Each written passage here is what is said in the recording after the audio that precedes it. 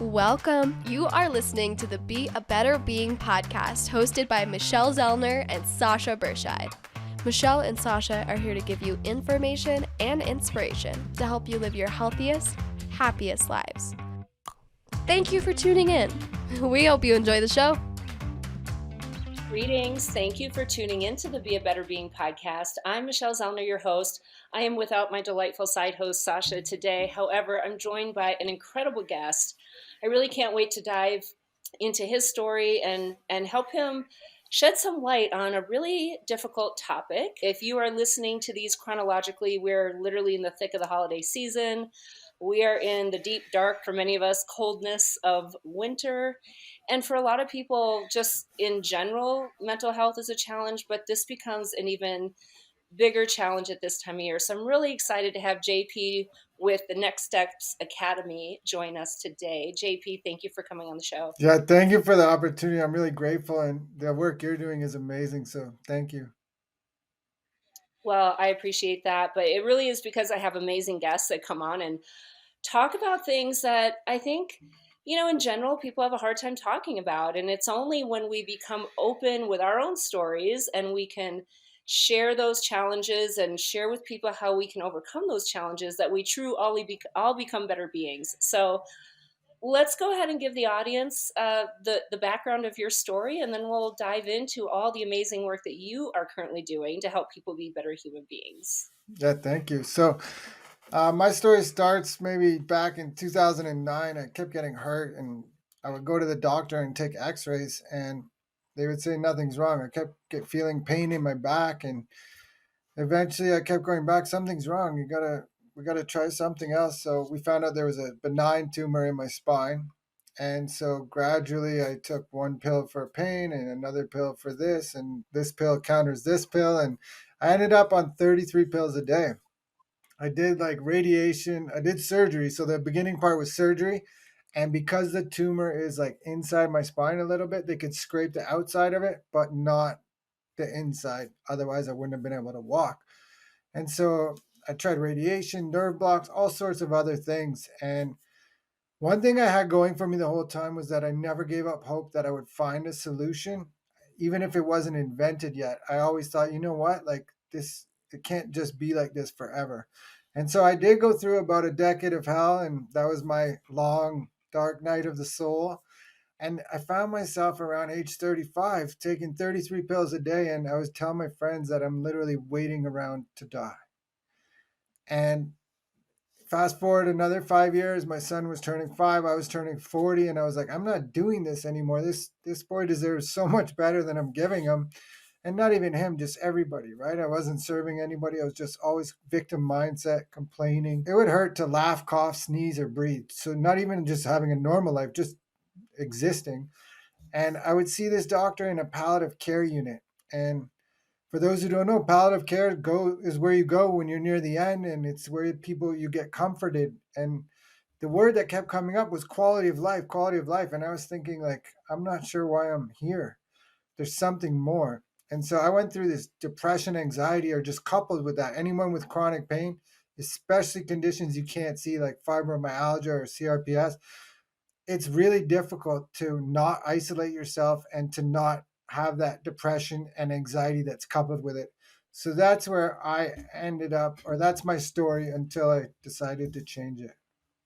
Well, I mean that is quite a 10 years that you dealt with. I'm curious if prior to that chronic pain that you had, was depression or anxiety or anything like that part of your life previously? That's a good question. I'm not sure. It must have been, right? But I didn't see it that way. So I would drink and I did drugs, and I thought everyone did it. And even where I lived, like we would come home, all the boys and all the garages would be open outside, and the boys would be drinking beer in the garage every day after work and go repeat the same day over and over again. And I just thought it was totally normal. So to answer your question, yeah, it must have been there. And I was just using this stuff to mask it.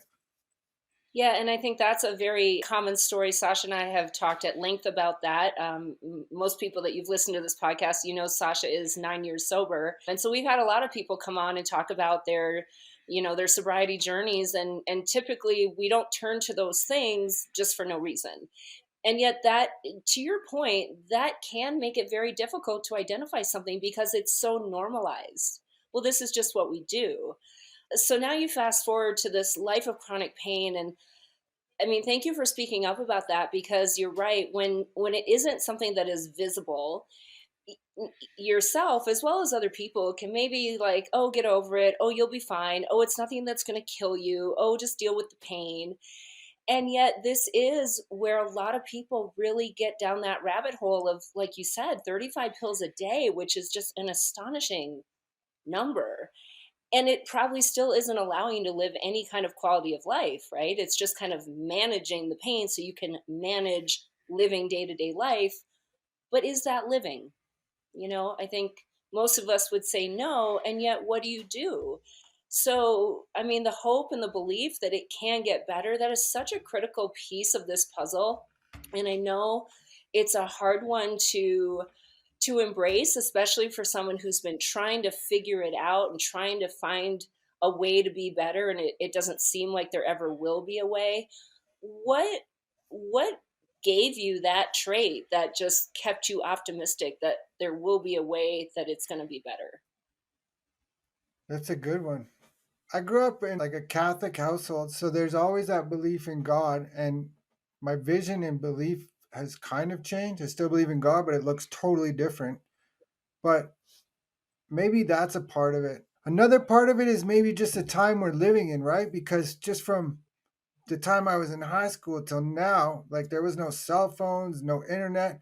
And so you see the advances happening so fast, and just even the advances in like medical science, just so knowing that like, okay, humans are smart enough to figure out anything. And so maybe I just haven't figured it out yet. And also the fact that there's so many different modalities. Like I was like, I always had it in my mind, like I'll try anything. That's what I would say to the doctor every time. I'll try anything. You show me and I'll try it.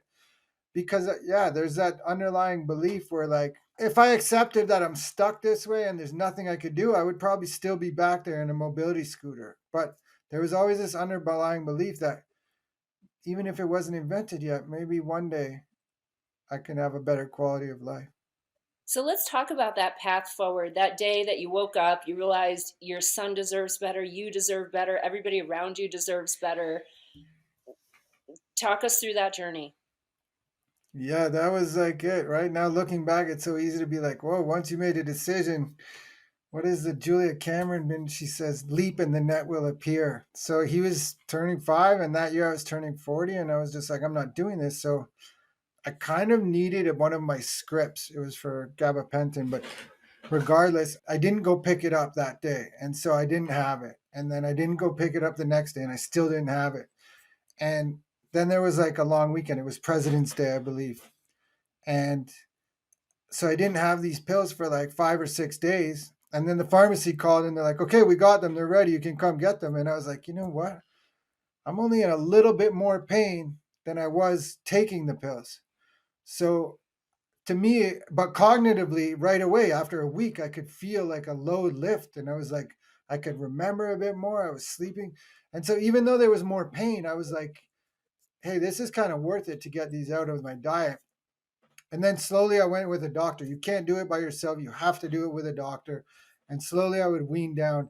And so I would meet with this doctor, the same doctor I was meeting with for 10 years. But at that point, we kind of met 2 or 3 times a week just to make sure the reactions and everything. Because it could, like I said, you have to do it with a doctor. And then we just started getting to talk, and I already knew him. I felt bad for him because he felt so bad that he couldn't help me. And like he genuinely was trying.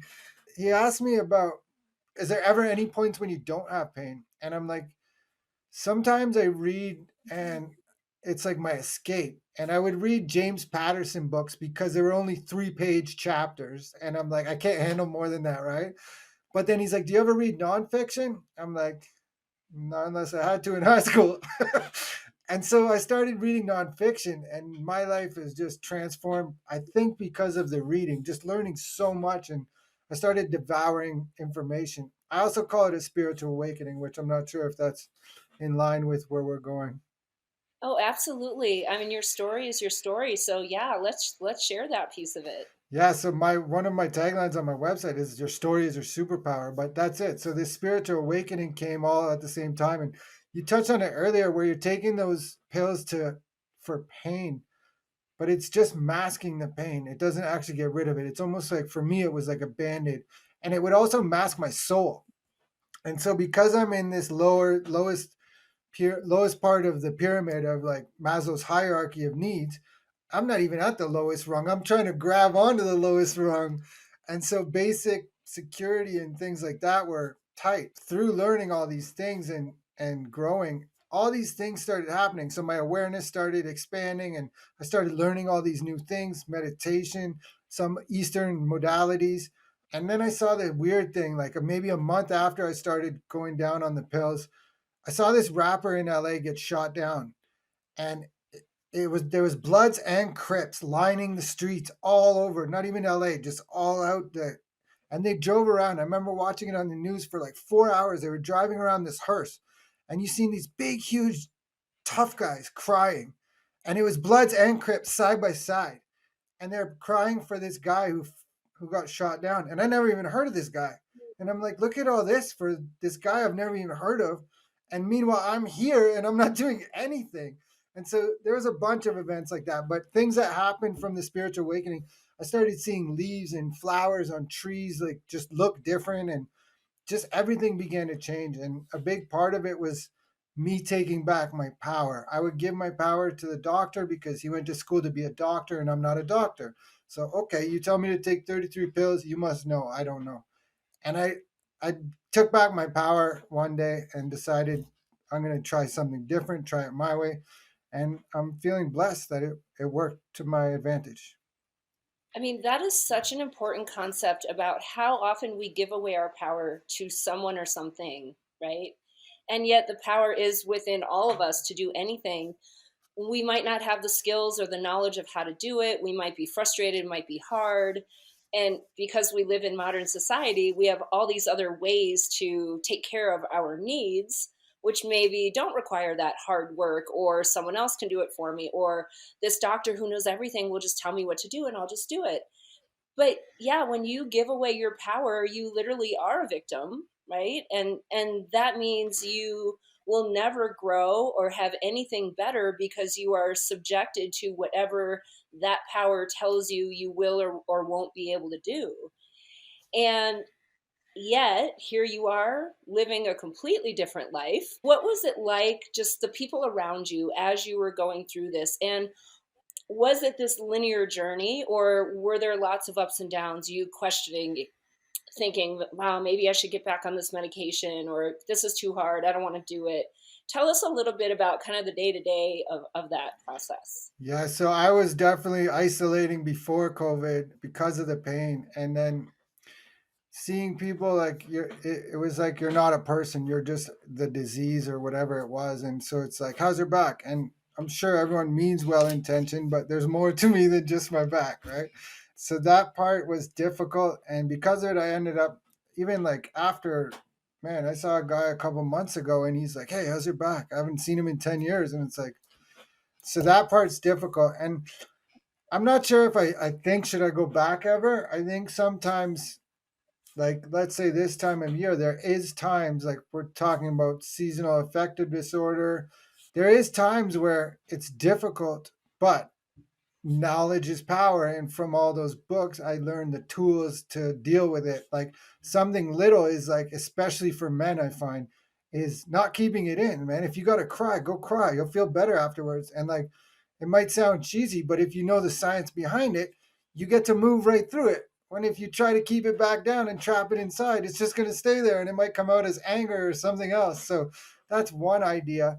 And then other things, like I'm saying, for sad especially, like first thing in the morning, turn some lights on. If you have to go outside and get light in your face, that's fine, but turn a light on right away the first thing in the morning. Put your phone over somewhere else where you don't have to, like, so that you can't. It's so easy to just stay in bed, and that's not going to help. But one thing I definitely am grateful for is now I facilitate mental health groups, and they didn't have anything like that when I was going through it. I think because of COVID, we went online, and found people who weren't actually going to groups in the first place because they didn't even leave their apartments. So those people are able to get help now.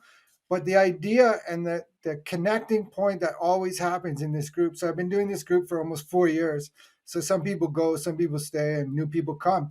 But the connecting point is that you're not alone and you're not going through this alone. And maybe you don't want to talk to your wife or your partner or your kids or your mom or whatever about it because they just don't understand.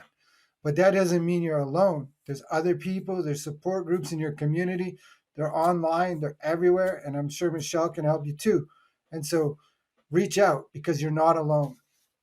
And that is such an important message to continue hammering, especially for men. And which is why I'm really grateful when any man steps up and shares the story and preaches the message, because I can tell men all day to speak up and reach out. It's much more powerful when it comes from an actual man who's actually gone through this too and gone on the journey. And yeah, I think you're right with, COVID and all of that thing, all of that we all went through. I think that is what allowed for this more open discussion to take place. I mean, we also see so much more conversation about mental health in general, but mental health in the workplace, and helping people just understand human behavior and understand how to see some signs of, maybe somebody is having a hard time, and you don't know how to approach them. That's the difficulty, right? We don't know what to say, so we say nothing. All of these conversations are so important, and it's a really big process. The journey is never linear, and yet it requires the individual to take the first step. Nobody can do the work for you. If you've listened to this show, I've said that over and over and over. You have to do your work. And so I think it's really important to talk about that spiritual awakening you were speaking of earlier, where you see the leaves more vibrant and colors differently and everything looks different. When we have to really recognize that when we are medicating, whether it's prescribed or not, all of that is suppressing everything in us, including our ability to see things, our ability to open up, our ability to hear things, our ability to even be curious about anything, our ability to be motivated to do everything, because all of those pills and alcohol and the things we turn to, again, prescribed or not, they are tweaking our brain chemistry. That's literally what they're designed to do, so that we can, pretend we don't have pain. I don't feel it. I still have a problem. I just don't feel it.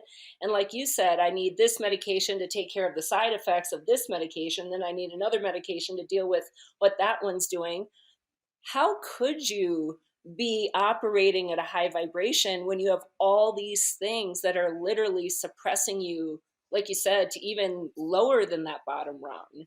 So as you were weaning off of all these things, I imagine it was kind of a gradual opening and discovering phase. And when you're going through that, like what does that feel like? Yeah, it was weird. So the first part of it was not understanding what was happening at the time. And it was almost scary. Like, what am I seeing? Like, does everyone else see that? And like, I know now for sure that when you're under pressure, that you're just focused straight. You're not seeing clearly. But there was gradual steps. I wrote a book this summer, published a book, and it's 4 different series. One of them is called 12 Steps to a Spiritual Awakening. And the reason it was powerful for me was when I shared it with other people, they're like, that happened to me. That was mine. I remember this step. And it's like, okay, so I'm not just doing it. Everyone else is doing it too. So I'm not sure if it's a planetary thing. It could be. But for as far as taking the pills and switching it, there's a great book by Carol Dweck called Mindset. And it's like, you either have a growth mindset or a fixed mindset. And a fixed mindset says, this is my life. I'm screwed. There's nothing I can do to change it. And a growth mindset says, well, this is my life today, but there's no reason that I can't change it and slowly work towards whatever I want. And so things like neuroplasticity, where Donald Hebb found this law, it's called fire and wire. And we can fire and wire connections in our brains. We do it anyway, just by the thoughts we have. And because most of us are just thinking the same thoughts we did yesterday, we're just firing those same circuits. And so as simple as me taking 33 pills 4 times throughout the day, 33 altogether, but I'm telling my brain all day long, I'm sick, I'm sick, I'm sick. And so switching that in for vitamins and supplements, now I'm telling my brain, I'm better, I'm better, I'm better. And so a part of it too is also like visualization. Where do you want to go? And then slowly work towards that. So many pieces of that puzzle, and they're all important. And I think sometimes that's what we fail to appreciate, right? We live in this world where we want this instant result with little to no effort. Well, that doesn't exist in almost anything. And the process is so important. And getting all the layers of the process done is really what's going to lead to that outcome. And understanding that it is going to take time. It's not going to just all happen at once. And your journey might look different than somebody else's, but the mindset piece of it, I mean, this is something we talk about all the time on this show. The mind is the hardest thing to change. And yet, unless and until you change it, nothing else will change. And you keep doing that loop because that's what your brain has learned how to do. It's your job to teach your brain to do something different. And that requires, number one, you being willing to do the work, you believing that the work will matter, and then actually doing the work. And I know so many people are either not willing to do it or they just don't really buy in. They don't really believe that that is going to do anything different. So, how do you coach somebody along to get them to that point of buy in, to believing that, no, this actually does work? Yeah, so definitely my vision, my job as a coach is to hold the person's vision until they can believe it. A lot of times they don't believe it. And I'm like, you don't have to believe it. I'll believe it for you. I know you can get there. You want to write a book? This is how we're going to do it. You want to run a marathon? This is how we're going to do it. Whatever it is. But there's work involved. And so I'm sure you do it too. If you want to work with somebody when you're interviewing them to see if they're a fit, that's the question is, are you willing to do the work? Because it's not like you're going to come and I'm going to give you the answers. You have to find it. And I don't know if you know who Wayne Dyer is, but he has a really good one. He said he was outside under his streetlight looking for his keys one day. And all the neighbors started coming over and trying to help him find his keys. And they're like, where did you lose your keys? And he's like, I lost them inside my house. And they're like, why are you looking outside for them? And it's just such a great metaphor, right? We're looking outside for answers when really the answers are inside all along. Absolutely. And I think for me, and I'm sure you experience this too, one of the most amazing feelings is when you get that person to articulate the answer that they've had inside them all along. Because that is giving them their power. It's not giving them their power, it's showing them that they have the power, right? And until you've been through that experience, you don't maybe believe that you do, or you don't believe that you can, like you said, like this is just the way it's going to be. And yet everybody can do things differently, everybody can make changes. It does take a lot of hard work. Let's dive a little more into anxiety, depression, the seasonal stuff going on, because I mean, this is clearly a huge issue for so many people. I'm the first to admit, and I am incredibly grateful. I have never and do not have any mental health issues. It's never been a struggle or an issue for me, but I am very well aware that they are real. I'm not someone who doesn't believe in them just because it's not my issue. I have had many people in my life, both personally and professionally, that this is at least a big piece of their challenge, or it's an underlying component that causes other challenges. And I think getting to the root of understanding mental health, depression, anxiety, how our lifestyles contribute to those things, and then how maybe different habits in our lifestyles can help those things. So, as you're getting off of all of these drugs, what was the anxiety and the depression like? I mean, I would imagine eventually you got off the medications that were handling your mental health issues. So, what was that like? Empowering probably is a really good word. Yeah, like once you realize that, like our brain has our own little pharmacy inside. We can produce these chemicals by thinking about them. And so we don't actually need them. And some people do need them. So let me just clarify that. But once you get off it and that veil is lifted and that fog disappears, like you start to, I guess you don't appreciate your health until you lose it. And that's probably like that for everything. I remember hearing a guy say, like, people work so hard when they're young to make so much money and they give up and sacrifice their health in order to do it. And then when they get old, they spend all the money trying to recover their health that they lost. And it's exactly like that. So I think for me, empowering is the right word, because I I had that VIX mindset. I just went through that. I was sleepwalking through the matrix, if you will, and I thought this was it, and that's what everyone does, I thought. And then I found out, no, man, you can make it up and you can design it however you want. And yeah, really, like, you have the power. Yeah, and a lot of times we would benefit by a helping hand through that journey, right? And you probably experience this, but I hear over and over again, well, I should be able to do it on my own. Or I know what I need to do, I'm just not doing it. Okay, I mean, Yeah. either way, you're not there, you're not doing it. And number one, you actually shouldn't be able to do it on your own. We're humans. We are designed to do things together with each other, to support and guide and nurture and teach and celebrate and all the things. And number two, okay, maybe you do know what you need to do, you're just not doing it. The point is, you're not doing it. So, right, this is why people recognizing that we are on this journey together, everybody's kind of on a different one, but we are all very much more alike than we are different. To your point earlier, nobody is in anything alone. And it still shocks me when I come across somebody who feels like they're the only one. I'm like, really? Part of me is like, what an ego that you think you are like so special. I mean, but part of me is like, no, I get it, because you have not yet been vulnerable enough to be open so that someone else can say, oh yeah, no, I go through that too, or yeah, I've experienced that too. And so that is a message I am going to continue to drive home. You are not alone in anything, Yeah. anything. And the only way to get to a better place is to start being open about where you actually are and to decide where do you want to be. And then we can figure out how to get from point A to point B. Let's talk about Next Steps Academy. What exactly is that? What do you do in that program? Yeah. So I was obviously looking for the next steps in my own life. And I was like, this is how we're going to do it. We're going to empower other people.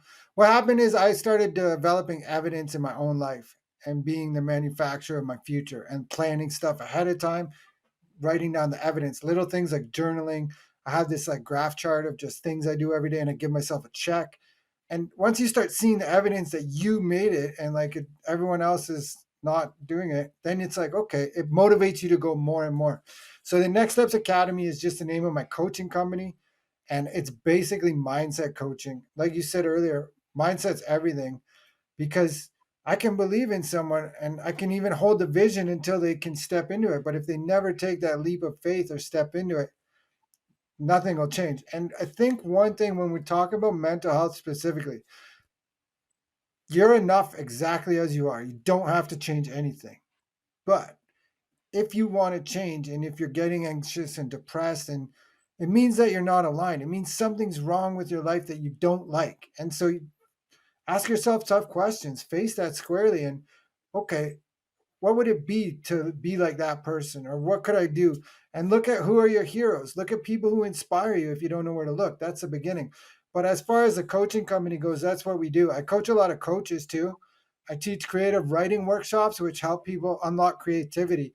In Denmark, or one of those Scandinavian countries, they divert kids from prison system, and there's two options. You can go to prison or you can go to theater school. And so they'll get them to do things like Shakespeare plays. And what it does, it gets these kids into a different character, and they're in a different flow, and then they start seeing things differently. And so that's what the creative writing workshop does for that. Obviously, there's meditation involved. For me, it's spiritual. I can't do it any other way. So I have meditation workshops as well. But the whole idea of the Next Steps Academy is any area of your life. What's the next step?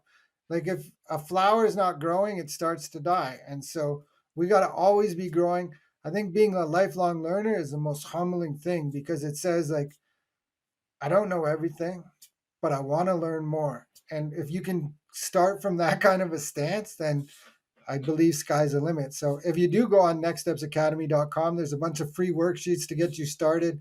One is called the N90 protocol, which is the next 90. And basically what I do this is a good time of year to do it too, coming up to January. You list 4 things that you want to accomplish in the next 3 months. It could be walking, journaling, baking, anything. And you list 4 things, and then you list them in order. Which one do you want the most? And that's all we work on for the first 90 days. So let's say it's journaling. 90 days we journal. Then in the second quarter, you add in the second thing on your list. So now after 6 months, you've been journaling for 6 months and you add it in the second, third, and fourth. By the end of a year, you got 4 new things and your life's different. I love that approach. That's amazing. I have a similar but different approach, like the build one habit, right? The baby step approach to change. And nobody likes that, right? Because we want this magical program that's going to transform me in 90 days. I will be a magically different person in 90 days. You're not. You're getting there. It's part of the journey. So that's also part of the mindset, is to get out of this idea that I'm going to just do these things for this amount of time and then I'll be amazing. No, you actually need to do a whole bunch of things for a whole bunch of time and keep on doing them and you'll be Yeah. amazing all along the way and when you get there. But it is about lifestyle. So I'm curious, you talked about how earlier in your life you would come home and drink with everybody, so that's what they do. And then of course the pills for your pain. So when you have this transformation, this awakening, how did your lifestyle habits also change? Yeah, I started cultivating the life I wanted. And so James Clear has a great book called Atomic Habits. And his idea is like, what's the identity do you want? Now become that identity. And so one thing is a runner. I wanted to become a runner. And so what does that mean? It's different than running a marathon. Becoming a runner, you run a marathon, that's your goal. You finish it, it's over, it's done. But if you're a runner, well, then you're going to hydrate, you're going to stretch, you're going to sleep right, you're going to run different times. Same with writing. I want to become a writer. So I just became a writer. And what does that look like? Well, anytime somebody sends me a text or an email, I actually have a chance to practice and perfect my craft a little bit. And so all these things are about identity. What's the identity that you want to become? And it doesn't matter where you are right now. That's okay. You're going to start there. Arthur Ashe said, start where you are, use what you have, do what you can. That's all anybody can do. And nobody wants more than that. And so you start there. And then a part of that, almost going back to your last point, is that we want that change so quickly. Well, it may have took you 30 or 40 years to get to this point. So you can't just change it overnight. So my philosophy is go low, go slow. I love that. That's a great tagline as well. I am going to just throw in a bunch of things that I know are critical for mental health, depression, seasonal depression, all of it. Is you have to give your human what a human was designed for. That is daylight. And yes, it's hard to come by in the dark. So I talked, I think in a couple episodes ago, and I wrote it in my November blog. I've just gotten myself a couple light therapy lamps. I think what people don't understand is the photoreceptors in the back of our eyeballs, those actually stimulate the production of serotonin. Serotonin is your happy chemical. That's why it is harder to be happy and motivated when it's dark, right? Back in the day, we got up because the sun came up and it triggered the release of adrenaline and cortisol, which woke us up. And then we went down because the sun went down, because that's when scary things come out to eat us. So we hide. Well, now we're in a 24/7 kind of life where we are getting up in the dark. We might never get outside because we stay in our box. It's dark when we get to work, and it's dark when we leave work, and it's dark in our house, and then we go to bed. Some people might never see actual daylight. You can't allow that to happen. That's not what a human was designed for. So you have to be very intentional about giving your human what it needs. If you can step outside and get real light, great. If you can get a light therapy lamp and have that on throughout the day because your house is dark generally, do that. And then we got to move our bodies. We got to put high quality fuel in our bodies. Minimal to no poison would be ideal. The creativity part, back in the day, that was a natural built-in part of life with our tribe that we were born into. We played games, we created games, we laughed, we talked, we carried on role play and plays. Like, creativity was just naturally built into life, right? We had a sense of purpose and value because it was built into life. You have to create your purpose or find your value or just remind yourself that you have one. So all of these things, as modern society has evolved, they make those choices hard. And that's why one of my mottos is hard now or harder later. You make the hard choices to avoid harder later. If you choose easy, guaranteed it's going to be harder later. So I'm curious, JP, as you have changed these habits and you've had the spiritual awakening, how is life different? What are the benefits of all that hard work you've done? Wow. Like, so this year alone, and I did it to bring to that chronic pain group to so that I'm not special. Anyone can do this. So I started out this year planning to run a marathon, and I did not believe that I could do it on day one. I didn't believe it, but I also believed that I could work towards it, and I did. And so the first 4 months of this year, I was training for a marathon. I ran a marathon, 26 miles. I did it in under 4 hours, which was like, whoa. And then I published a book in July. I ran a second marathon in September. And so these kind of things, right? Habits. And the way what you're saying, I like to explain it on a scale. Like you're at 0 when you wake up. And like if you eat an apple or you eat a bag of chips, you're going to go +1, -1. If you sit on the couch or go for a walk, +1, -1. All these things, right? Read a book or watch a show, +1, -1. And so if you can get as many pluses, then even though you will have some negatives, that happens, it's not linear, that over time you're going to be okay. And so consistency stacks. It's so important to show up. And you're going to have bad days. That's part of it. But knowing that on this end, okay, when the bad day comes, okay, they told me I was going to have bad days. You just bounce back and come back tomorrow. Some days you do need to just pull the covers over. That's fine. But as far as purpose, in order to find your purpose, I think if you can find what your passions are, creativity and novelty, new things, new ideas, new pictures coming into your awareness. If you can marry all three of those, then you're going to find your purpose. I love that. And how has your family benefited from this different version of you? At the end of the marathon, I didn't know it was going to happen, but my wife had both the kids at the finish line, and they grabbed onto each of their hands and we crossed the finish line together. And like 5 years ago, I was in a mobility scooter. That was not even anywhere near my radar. And so that's just one example. I can tell how emotional that gets you. It gets me emotional to see and hear that. And I think that's just what people need to remember is we have limited time on this planet. And it is up to us how we go through this time. It really is. You know, life throws things our way. You didn't ask for that tumor in your spine. And yet there it is. And so you could have gone a certain way. You figured, I don't like this way. I'm going to go a different way. How is the pain part of your life these days? So when I used to go to doctors, it would be 11 out of 10. That's like, rate your pain, 11 out of 10, like cut it off. And now some days it's none, but some days it's 2 or 3. It depends. I can also tell actually like things like sitting. Sometimes I've been like the last couple of months, I've been working really hard. I've been sitting a lot more and my pain's creeping back in. And I know this is why, like the exercise isn't as much as it was. And so we can change it. JP, this has been amazing. Such a great conversation. Thank you so much. I know a lot of people are going to take so much of what you've had to say, and it's going to resonate in a variety of ways with different people. And I know somebody is going to make a big change in their life because of this. So thank you so much for being vulnerable, for doing your hard work, for sharing the story, for making impact in people's lives. That's what I'm here for. And I know that's what you're here for too. So I appreciate your time on the show. Anything before we wrap up, we'll put how to find all your stuff in the show notes, but anything you want to share before we officially sign off? Yeah, 2 things. You're not alone and you are enough the way you are right now. That's amazing. Beautiful. I love it. Thank you so much, everybody. This was a lot. I encourage you to listen to this over and over and over because I guarantee you're going to hear different things every time. And then you just get to pick what you want to do to go and be a better being.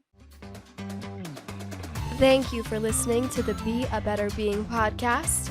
Michelle and Sasha hope that what you heard today inspires you to embrace this journey of life with an open mind, a kind heart, and a willingness to learn and evolve.